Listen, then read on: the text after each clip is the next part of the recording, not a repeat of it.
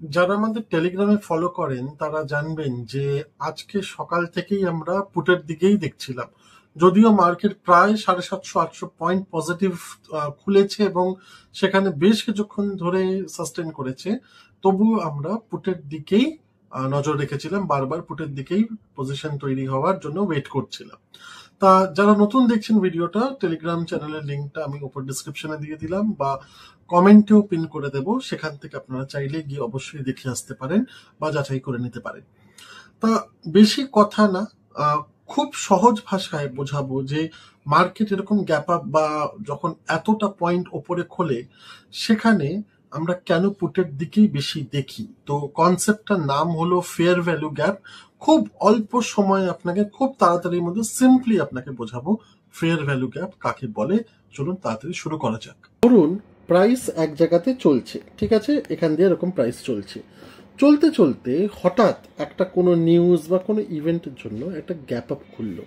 মানে আগের দিন যেখানে প্রাইস শেষ হয়েছে এবং নতুন দিন একটা অন্য জায়গাতে গ্যাপ আপ বা গ্যাপ ডাউনও হতে পারে, সেখানে প্রাইস খুললো যেখানে আগে কখনো ওই প্রাইস টেস্ট করা হয়নি মার্কেটের।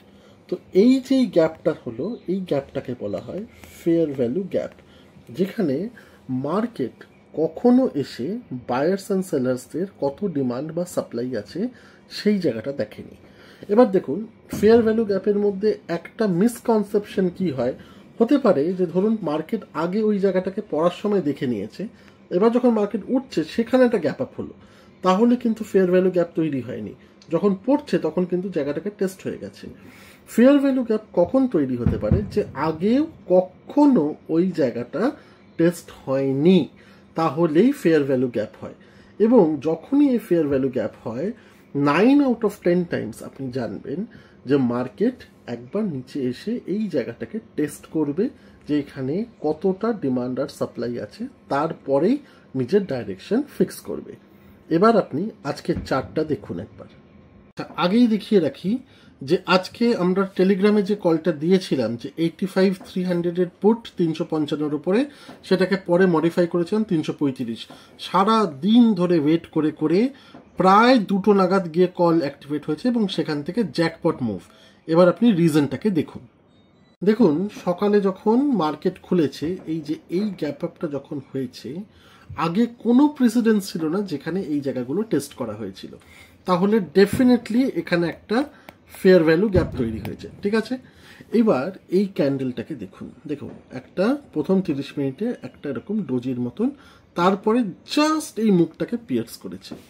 এইবার এই মুহূর্তে আমি প্রথম 1 ঘন্টাতে আমি কি দেখছি, যে যখনই আমি দেখছি ফেয়ার ভ্যালু গ্যাপ আছে, তাহলে ইনিশিয়ালি আমার এক্সপেকটেশন হলো এই জায়গাটাকে যদি ব্রেক করে এখান থেকে এতটা একটা জায়গা তৈরি হচ্ছে।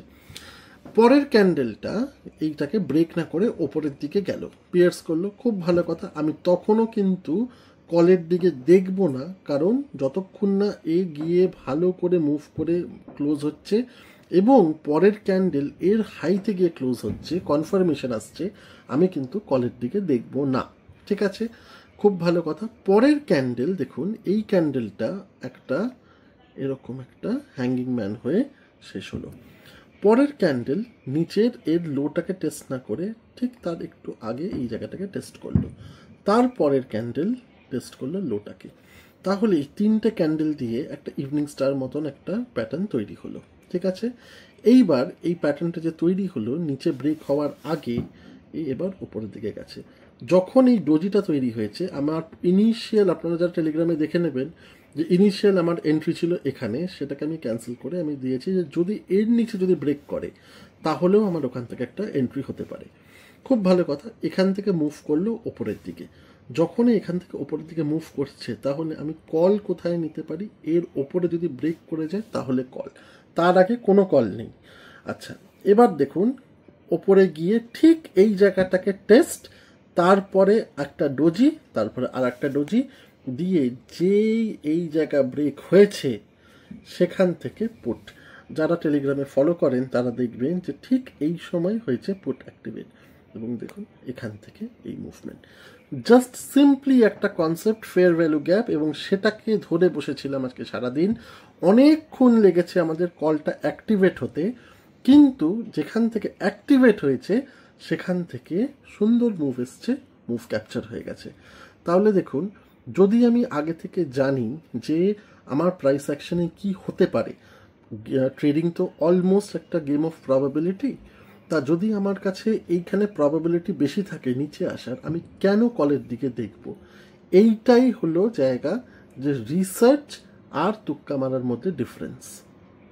আবার সেই একই কথা, সিম্পল প্রাইস অ্যাকশন সেটআপ, সেখান থেকে গ্যাপটা সকালে দেখতে পেরেছিলাম বলেই পুটের দিকে আজকে সারাদিন ধরে আমরা নজর রেখেছি। তা যারা টেলিগ্রাম জয়েন করে দেখেননি, ডিসক্রিপশন এবং কমেন্ট বক্স দু জায়গাতেই আমাদের টেলিগ্রাম চ্যানেলের লিঙ্কটা দিয়ে দিলাম। অবশ্যই জয়েন করে দেখবেন। আমরা প্রতিদিন চেষ্টা করি সেন্সেক্স নিফটি, ব্যাংক নিফটিতে আপনাদেরকে হেল্প করার।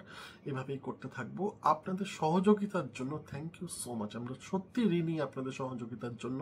আপনারা যেভাবে আমাদেরকে উৎসাহ প্রদান করেছেন সেটার কোনো মূল্য হয় না, এবং আপনারা যদি সাথে না থাকতেন তাহলে এইভাবে আমরা ভিডিওগুলোকে আনতে পারতাম না।